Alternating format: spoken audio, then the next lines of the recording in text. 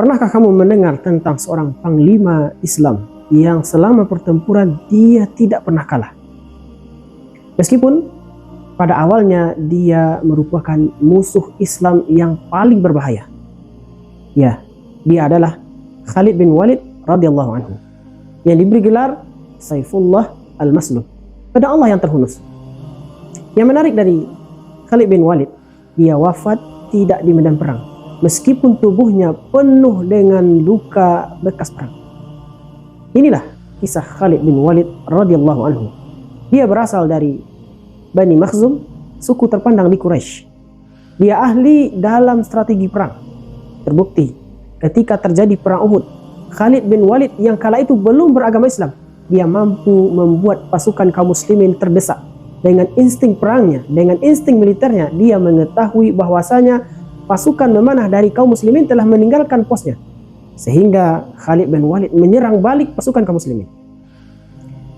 Namun di hati Khalid bin Walid radhiyallahu anhu, dia selalu bertanya-tanya tentang agama yang dibawa oleh Nabi Muhammad. Dia mengatakan tidak mungkin sebuah kebohongan agama yang dibawa oleh Muhammad yang mampu menyatukan manusia. Sehingga pada akhirnya Khalid bin Walid menjumpai Nabi SAW di Madinah dan bersyahadat di hadapan Nabi dan sahabat yang lainnya.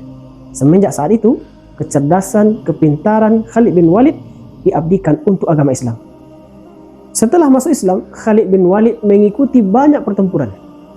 Pertempuran Mu'tah, dia menyelamatkan ribuan kaum muslimin.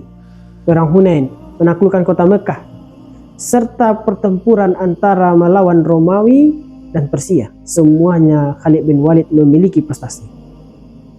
Ironisnya, Khalid bin Walid wafat di atas tempat tidurnya, dan dia berkata dengan sangat sedih, "Tidaklah sejengkal dari tubuhku kecuali dia ada bekas luka.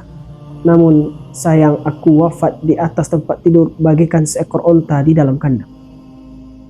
Inilah kisah Khalid bin Walid yang banyak memberikan pelajaran untuk kita. Di antaranya, hidayah datang kepada siapapun. Masa lalu seseorang tidak menentukan bagaimana masa depannya. Sebagaimana yang terjadi pada Khalid bin Walid yang dahulunya musuh Islam, pada akhirnya menjadi seorang pahlawan di dalam agama Islam. Maka dari Khalid bin Walid kita belajar, kesalahan terbesar pun bisa berubah menjadi amalan yang sangat besar jika diiringi dengan tobat dan keikhlasan. Jika kisah Khalid bin Walid membuat kita terinspirasi, maka jangan lupa like, share, dan follow. Semoga kisah para sahabat membuat hati kita makin bersemangat. Barakallahu fiik.